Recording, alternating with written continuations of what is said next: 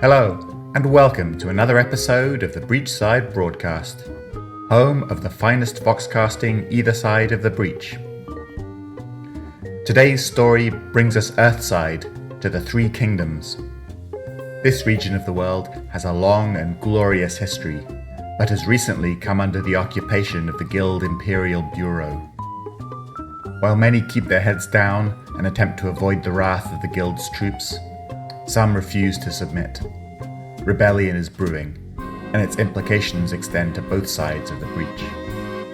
I hope you enjoy part 1 of From the Ashes, right after this word from our sponsor.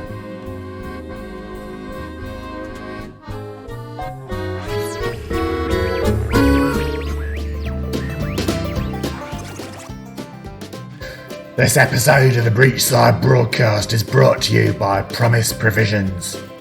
We stock a wide array of goods that you won't find anywhere in Malifaux City. Pining for some authentic gunpowder pearl tea from back home? You won't find it anywhere else this side of the breach. Even asking for it in Malifaux could have you executed for treason. But at Promise Provisions, we know how to keep a secret. Word will never get back to the Guild, and that's a promise.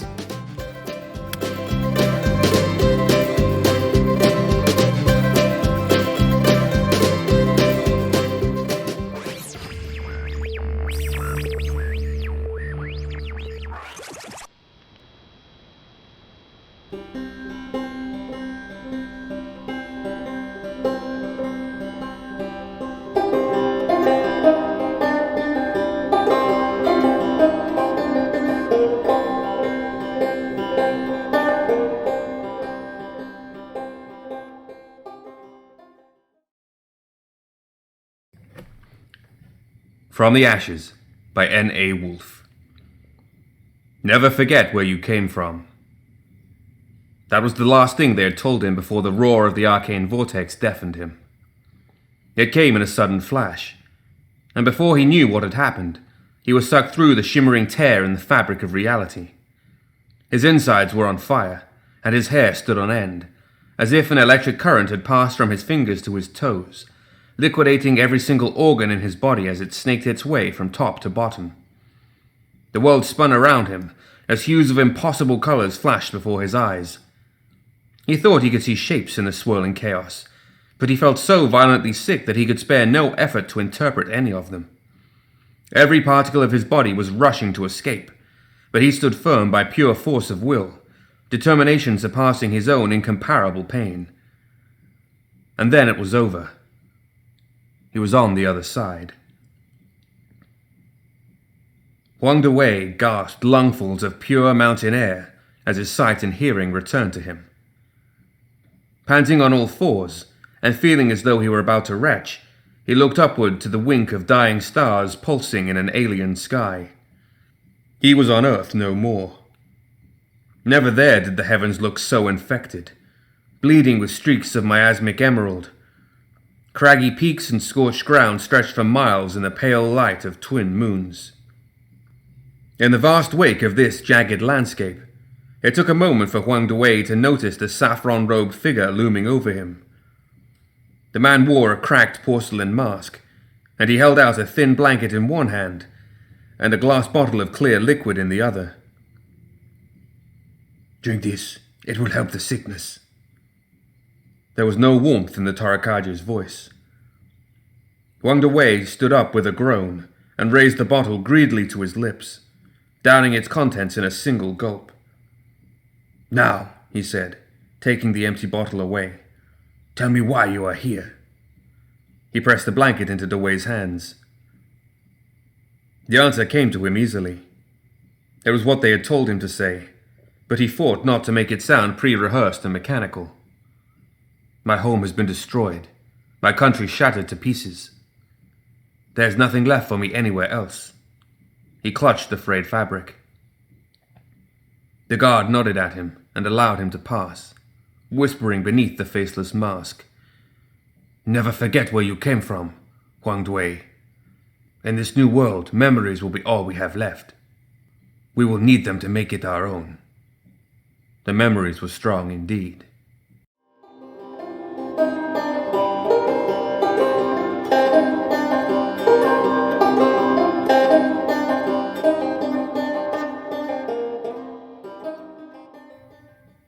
The Three Kingdoms, Earthside, Day 0. On the eve of the harvest moon, brilliant hues of orange, pink, and crimson cast a tapestry across the hazy skyline as day transformed into dusk, staining the red-tiled roofs of the tallest temples with pale patches of ochre light. In the fading cruer of the setting sun, the streets of Chongo's capital exploded with a cacophony of bangs and shouts, as firecrackers and celebratory cannon blasts erupted in gouts of flame. Blood-colored streamers hanging from every doorway in the streets caught the eye, each decoration inscribed with characters of good luck and prosperity in bold black strokes. But this day was not a day of celebration for the massive crowd of protesters screaming in the central square. It was a day of revolution. The Malifaux stood erect on the gallows, and began the meeting in his booming voice, magically magnified to project itself over the shouting of the throng. Greatness is measured only in absolutes. The gods hand greatness unto us through the mandate of heaven, and we hold on to it forever. You are born with greatness, or you are not, and it is all up to fate. Fate alone will determine our future. The crowd echoed in agreement. Shouts from every direction rang in his ears, louder than the gongs. Kill the foreigners! Liberate Chongao! Freedom begins today! Malifaux cast a steely gaze at the 3 guild redcoats bound and gagged at his feet, kneeling before the crowd gathering about the gallows. He drew upon the frenzy of the mob, and with contempt he spat at the golden rams pinned to their chests. All 3 stared at the wooden planks of the stockade, unable to look up at the crowd shouting adamantly for their demise. A stinking shower of rotten fruit, mud, and sewage flew up at them in a putrid deluge. These foreigners, Malifaux continued, have come into our country to prove that the mandate rests upon their shoulders and not ours. But they are dangerously mistaken, he growled, extending his arms to the crowd with a wan smile. He bent down and held one of the guards close by his throat. Scared and lifeless, they kneel before you, besmirching our harvest festival with the presence of foreign devilry. They even dare to bring in the worst of all sins to corrupt our people for their profit during our sacred day. Look, he let go of his subject with disgust. Hauling one of the other prisoners to his feet and reaching into the satchel tied to his back, Malifaux pulled out a bag of crushed poppies. Poisoning our people with opium, the nectar of hell itself. And there's more, he thundered. He reached into the pouch again and pulled out a pebble so small that no one could see it distinctly, but they all knew what it was. Linghanshi. Soulstone. The crowd grew immediately silent. We fight like dogs for these rocks. Thousands of years of noble history reduced to naught but barbarity. Were we not the center of the world once without them? Without them, were we not living in elegant palaces of lacquered wood and jade, while the West lived in huts of mud? Well, I say we have had enough. Enough! The Malifaux smiled. He had rehearsed well indeed. They had told him exactly what to say, and it was working. The crowd began to raise their fists in the air, shouting and screaming even louder than before. Those at the back formed a solid wall to impede the wave of guild officers now scurrying onto the scene. Wardens, peacekeepers, and other riot control constructs steamed behind them in the chill autumn air. The guardsmen began forcing the crowd apart, drawing swords and batons. Some fired pistols into the air to scare the protesters into dispersal, but it was to no avail. They could not make it through the masses swarming the gallows to save their captured comrades. Malifaux's voice rose again. The mandate was once ours before the Black Powder Wars ended and the Guild occupied our lands. The gods are testing us. Will we not answer? The crowd screamed its assent, pumping its fists towards the heavens as it roared and shouted over and over, "This country is ours." Smiling once more, Dalauhu concluded, "The imperialist foreigners must die. We start today with these 3 dogs. Fate has decreed it, and no one cheats fate." The speech ended with a flash of steel and 3 jets of arterial spray.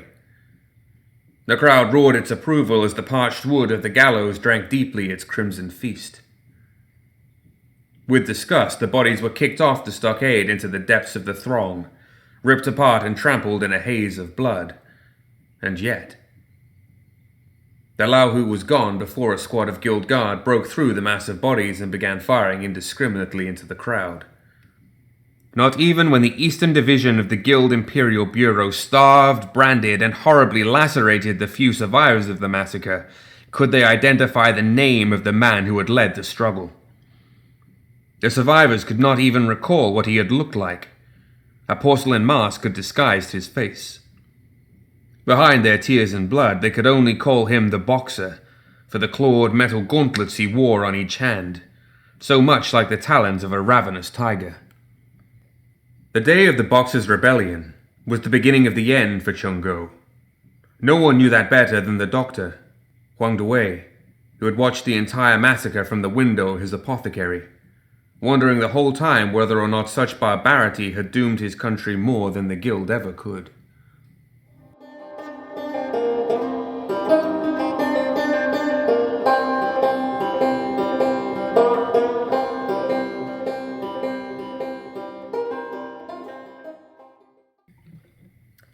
Looking up, Dewei saw the others arriving through the tear in groups.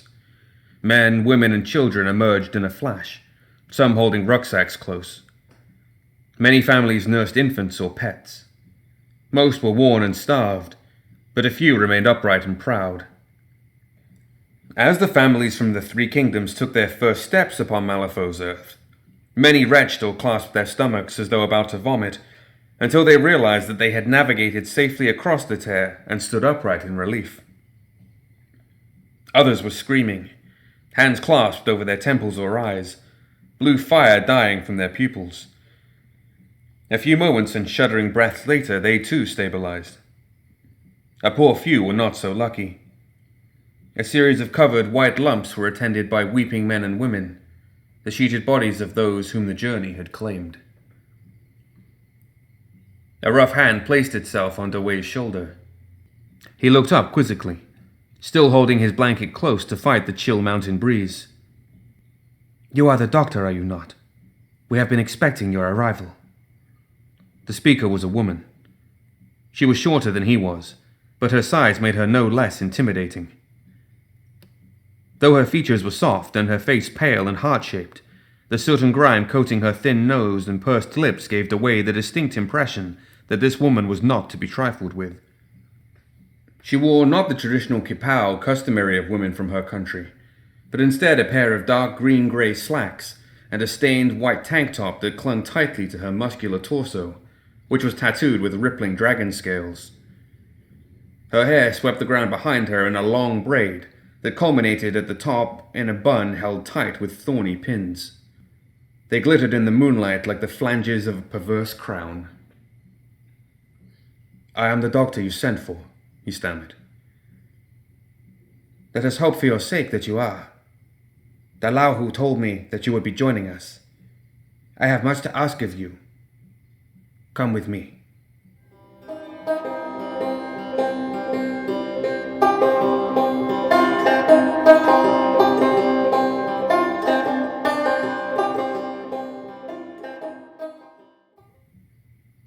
The 3 kingdoms, Earthside. 5 weeks occupied. The executions in the capital's central square triggered an open rebellion. Mass anti-guild protests had erupted in almost every city. Each had been more fervent than the last. All the while, the guild hunt for the man known only as the Boxer was futile. No matter how many houses were raided, suspected affiliates tortured, or bribes paid, he remained invisible, like a toxin indistinguishable from the lifeblood of the country. The Guild Imperial Bureau, frustrated with its failure, funneled even more guardsmen into the rowdier cities under the pretense of asset security. And so the lives of 3 faceless cogs within a vast machine condemned the lives of hundreds of thousands, not only by blade or black powder, but also through the harsh scrutiny of guild oversight and the unpayable debt stipulations of the post-rebellion peace treaty. The outer villages, decentralized hotbeds whose loose governance provided a haven for anti-guild groups, were targeted and starved into submission. Grain had been part of the reparations tax levied by the overseers of the Imperial Bureau. It was to be sent straight through the breach to feed Malifaux's mining colonies. With no grain available in the city, the burden of reparations had been placed on the peasants, those who were furthest from being in any position to pay them. Once the farmers made a weary journey to the coast to load the last bushels from the autumn harvest onto the ravenous guild steamships docked at the treaty ports, their families were left with naught but a meagre share for the winter. The frosts were soon approaching, and both man and swine rotted away with little distinction from each other in the murderous cold of the shortening days. Tales of cannibalism, and even more harrowing, of infanticide were common. There had once been ghost stories told in times of abundance as a reminder of a worse fate. Now they were all too real. While farms decayed, the opium trade flourished. Many, under the impression that the end had come, resigned themselves to stupor and malaise in smoky opium dens spotted across both the countryside and the cities like sores. The legation quarter of the capital, which housed the guild ambassadors, was especially protected, not only by elite men, but also by great constructs the like of which most in the 3 kingdoms had never seen. People heard tell of bat-like creatures with telescopic heads that could screech an alarm the moment they saw an intruder, or 4-legged steel beasts with cat-like features that could scurry up the exposed flanks of buildings, harpoons swiveling from their backs and ready to fire. Perhaps the most profane were the bipedal constructs which seemed to make a mockery of the human form. With huge shields in one hand and broadswords the width of an entire man in the other, they marched through the desolate streets alongside the guild platoons. It was the fear of the protests, and the great metal beasts designed to ruthlessly squash them, that Wonder Wei stayed out of the capital. While once he travelled weekly to secure various herbal remedies to administer to his patients in the countryside, he now paid his neighbour Ming Yu to bring them instead. She was a tinkerer and a peddler, and she made the journey bi-weekly to sell whatever trinkets she either accumulated from late-night scavenging or cobbled together from her own designs. "You mustn't be afraid of those constructs. You're becoming a recluse, you know," she told him one evening with a frown as she deposited the goods for Dewey on his kitchen table. Her choice of clothing always mystified him. Although she wore the conic hat of a rice farmer, her tattered clothes were distinctly westernized. Loose pants and a teal blouse hung from her lithe figure, and strapped to her belt and thighs were innumerable pouches full of tiny parts and gadgets. The lamp illuminated an eclectic bundle of herbs, gnarled roots, and small jars, whose juices sloshed and bubbled sluggishly. Ming Yu offered them to Dewey with a flourish. "Tell me, how are they different than the Kamenu which pull the wagons during our festival parades and protect us from the demons during the winter? How are they different than the things I make?" She pulled out a tiny, fluttering lump from one of her pockets and stroked it affectionately. It was a brass cicada which chirped and waved its elegant wings once wound. "I don't like them," Dewey decided flatly over the buzzing of Ming Yu's little companion. "Our constructs, they have the souls of our ancestors to guide them. The Westerners speak of some abomination called he stumbled to find the right words, logic engine. The constructs of our people are fueled by those who watch over us. They are family. The tools of the Westerners are just tools, made to kill." "Ah," she said knowingly. "You fear them because you do not understand them. You are too narrow-minded. I hate the Westerners as much as you do, but there are lessons to be learned from them. Imagine how our own constructs could be tailored with a few scavenged parts, or with a logic engine of their own." She gazed at her cicada thoughtfully through the lens of her cracked monocle. "You know, sometimes I wonder whether or not tradition condemns our people. We are surrounded by an enemy who sees itself as superior, precisely because we regress to old habits when fighting a completely new threat.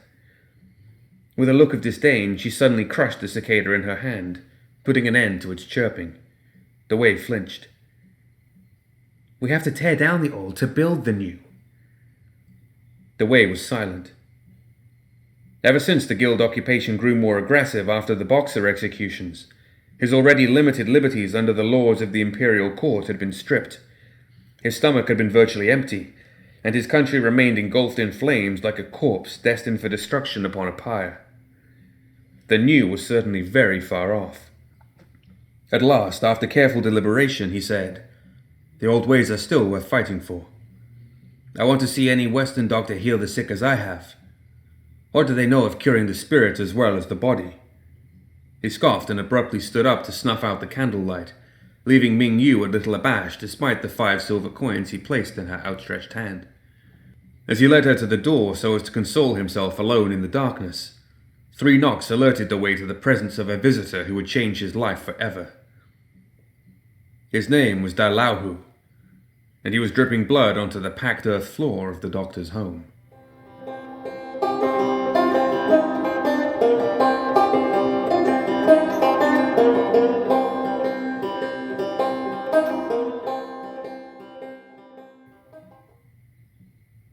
The woman who he now followed blindly into the shadows called herself Mei Feng. She led the way through the craggy 10 peaks under the cover of darkness, drained as he was from his journey through the breach. They could only travel by Delios. Under the light of the trickster moon, she had told him urgently, lest unwanted eyes watching the band of refugees pouring almost nightly from the 10 peaks spoil the secrecy of the tear. The sun was just poking over the jagged peaks when the bustling town came into view beyond the mountain ridge. They had marched all night to reach the town of the Piedmont, the way stumbling in the darkness and May almost floating above the ground with the balance of a phoenix mid-flight. "This is promise," Mei Feng said as they finally walked down a dirt road that served as a central avenue to the settlement. The Wei's eyes grew wide with surprise. It was unlike anything he'd seen in his village Earthside. Gone were the earthen homes and their roaring hearths, ancestral shrines, stables for swine, or acres of paddies to which he'd been accustomed.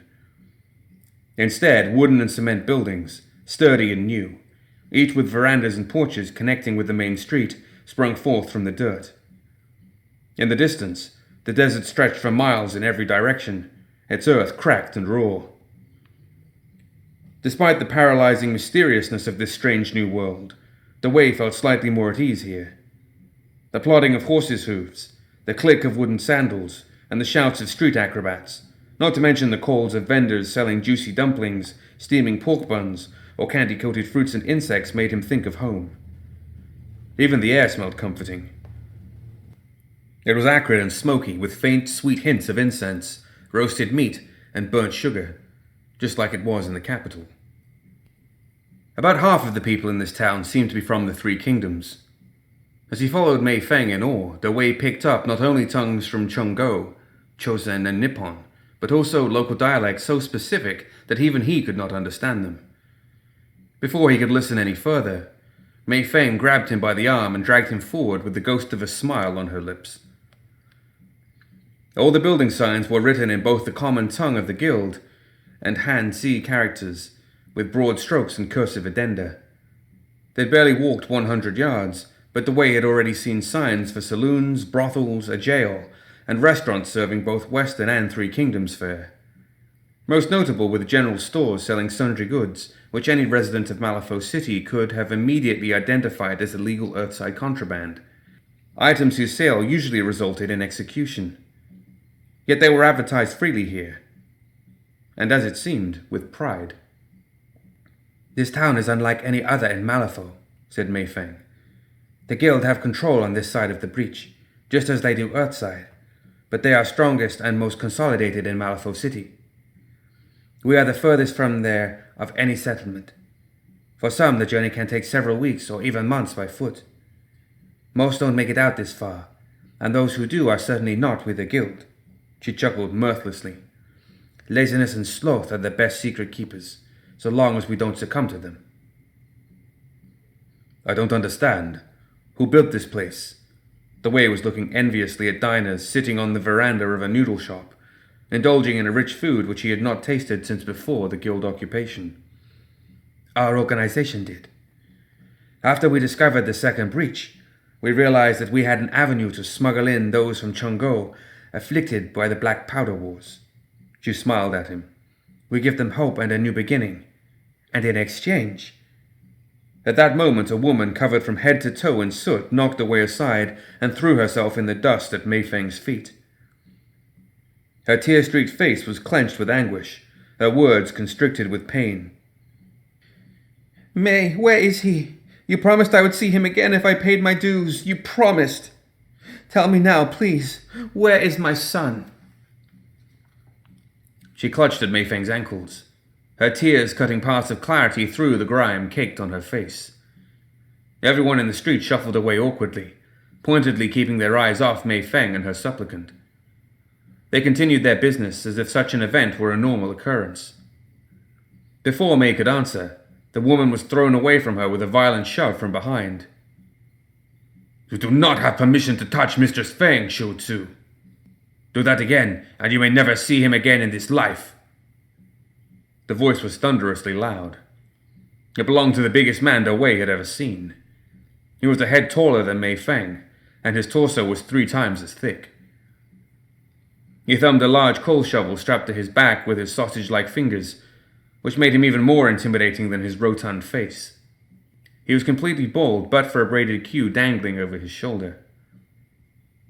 Let her be, Kang.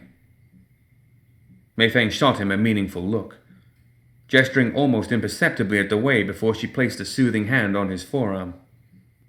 Mei extended a hand to the woman splayed in the dust. Get up, Cao Shu. The money you sent was used to cover your son's medicine. I am sure he has recovered and will return to you soon. Thoroughly terrified, the woman picked herself up from the dust, cast one look of fear and hatred at both Mei Feng and the man called Kang, and shuffled away, limping in the dust. Who was she? The Wei asked, still trembling. Her son was one of my rail workers, injured in a construction accident, she answered shiftily. She wants to find out what happened to him after she sent us the money needed for his recovery. Looking fazed for the first time since he had met her, Mei quickly changed the subject. The Wei, this is my closest companion, Kang. He keeps an eye on me and oversees the rail workers. Kang bowed his head ever so slightly in the Wei's direction. This is him, then. The doctor Lao Hu sent. Lao Hu says he can bring people back from the point of death. She looked up at the sky in disbelief. Funny. I thought he would be bigger. What they say must be true. The guild's really starving our people Earthside, aren't they? You look like a plucked chicken. The Wei gulped and nodded. Kang put on a big smile.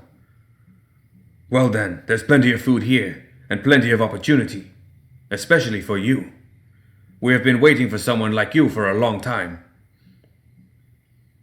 I was told that I could be a doctor here in exchange for my passage away from Earth, and for keeping Lao Hu safe, the Wei wavered. Quite right, boomed Kang, clapping him on the back. There is a rail line being constructed to connect Promise with the ruins of Chastity, an abandoned town beyond the outskirts of Malifaux City. Between Nephilim attacks and mining accidents, we are in need of a good physician to look after our wounded. Nephilim? He asked.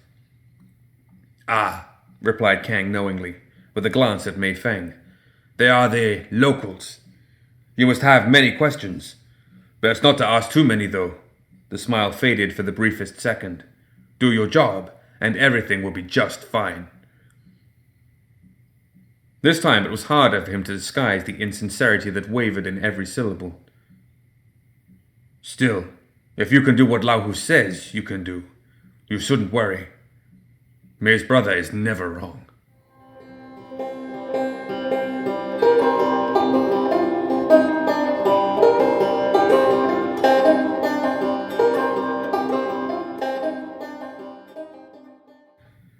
The Three Kingdoms, Earthside, 8 weeks occupied.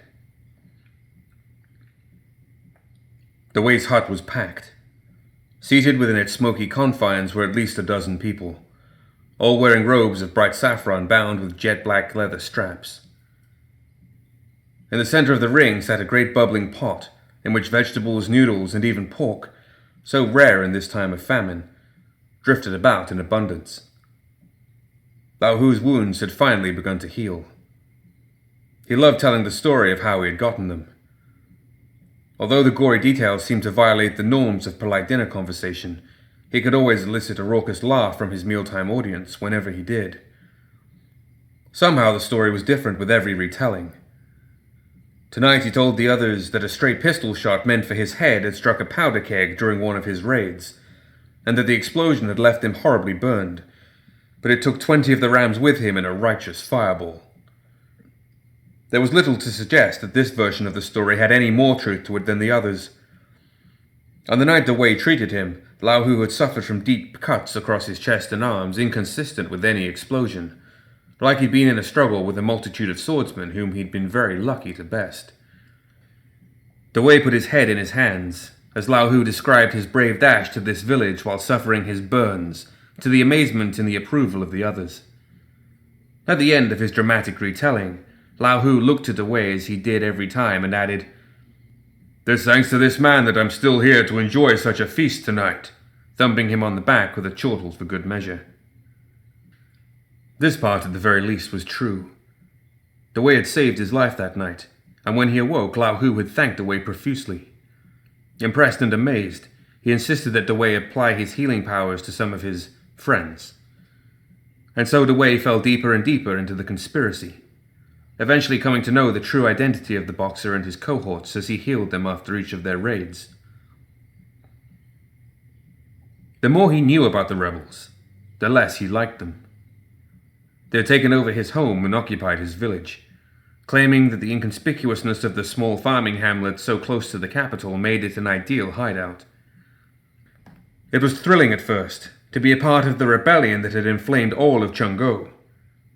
It had even given him great pride, knowing that he was supporting the people risking their lives in the Boxers' rebellion to save the country from the clutches of the West.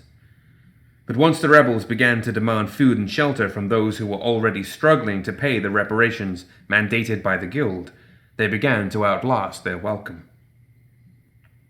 "Guests are like fish," went the old Three Kingdoms proverb. After 3 days, they really start to reek. Rumors abounded that the revolutionaries stole vegetables and swine at night. The meal that the Wei ate guiltily tonight solidified these fears.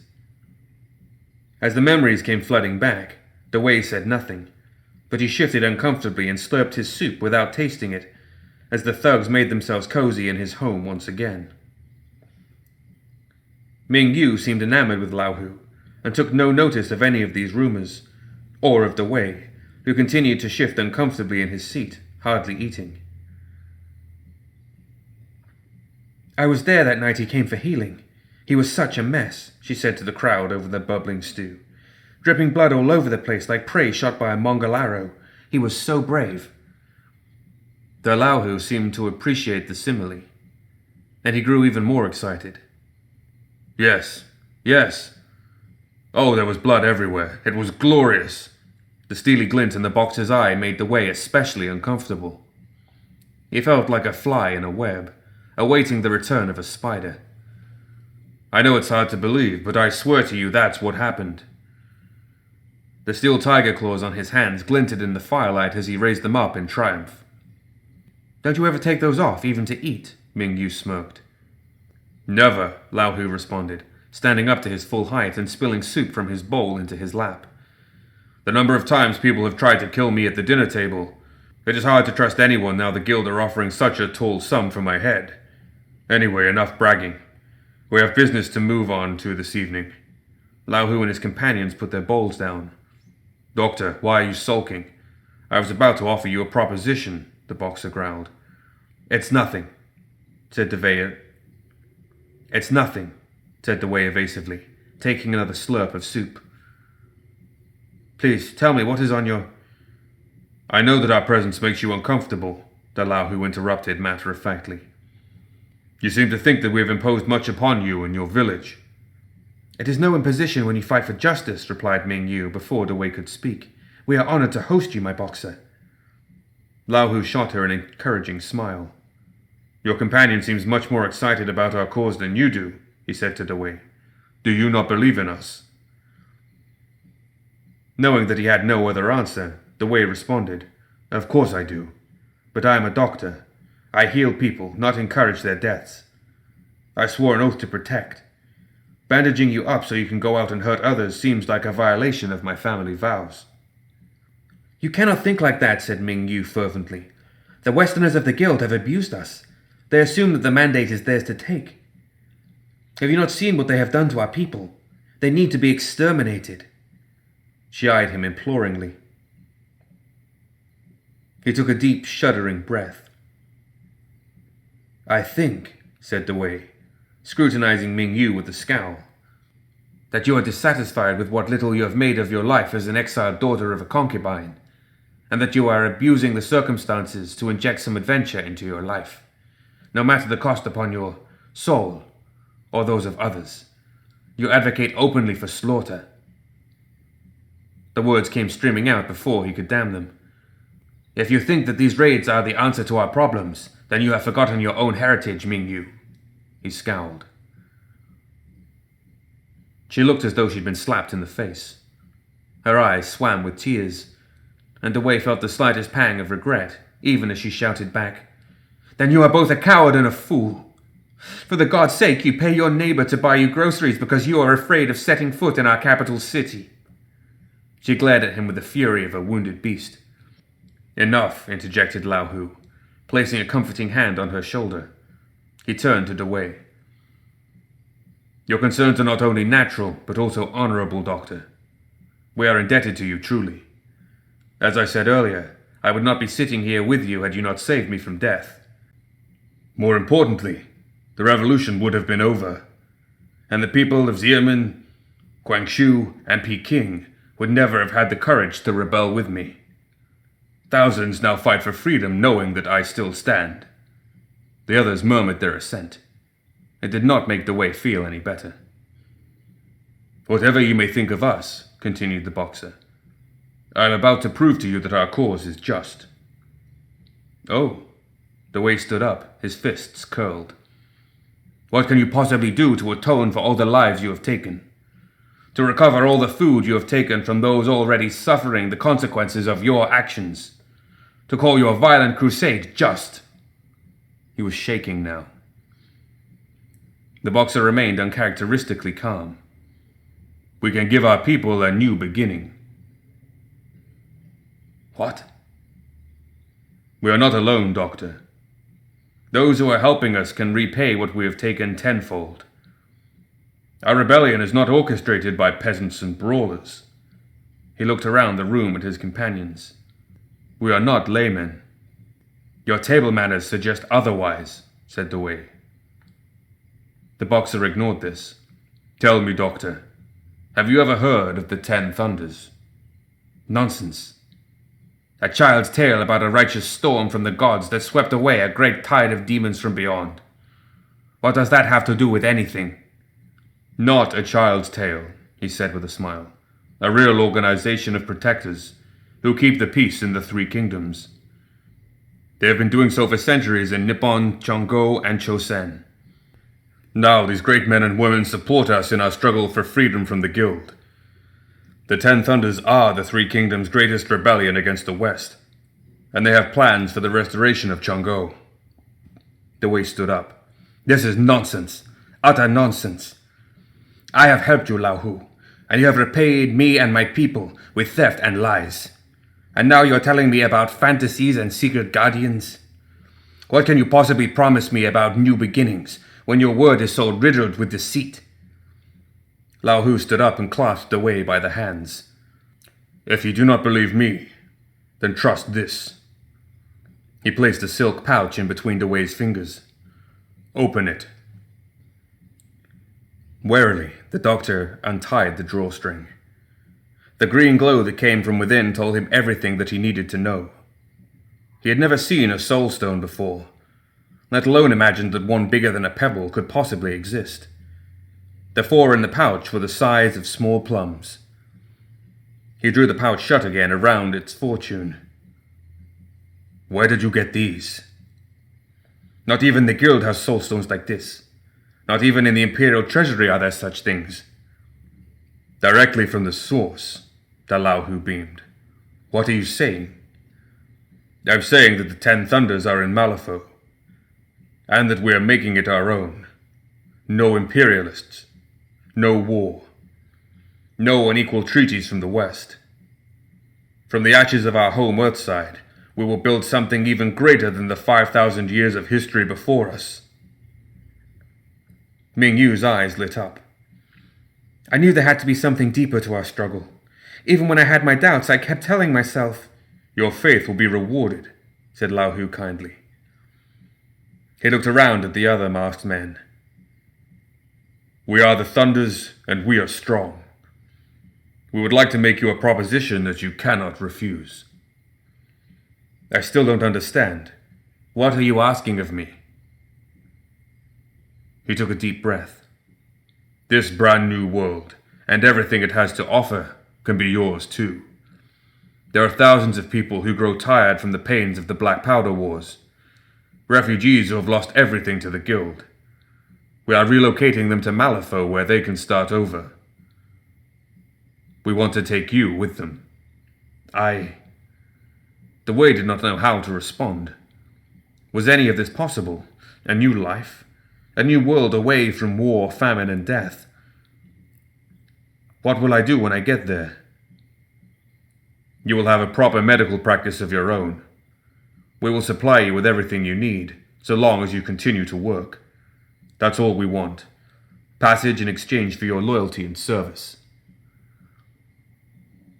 He tried to gather his senses, but he could not think of what to say. He cast a glance at the bag of soulstones and handed them back with a look of regret. This whole time I doubted you. I'm sorry. There's no need to be, Doctor, said Malifaux, taking off his right tiger claw to shake the Way's hand properly, while receiving the bag in the other. It would have been too much to take in had we shared it with you earlier. We'd rather you think of us as uncouth thugs than guardians of a secret gateway to a new world. It's easier to keep secrets that way. He grinned. Just remember who it was that brought you there. Never forget where you came from. You think we have, but I promise you we haven't. Everything we've done is about preserving our heritage, just not on this earth.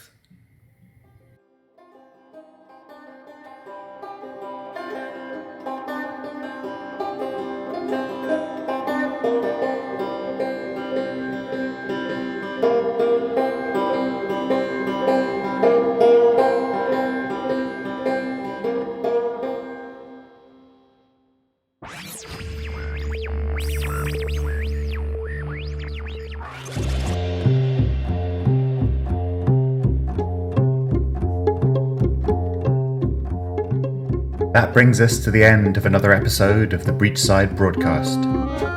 Join us next time for the conclusion of From the Ashes on Tales of Malifaux.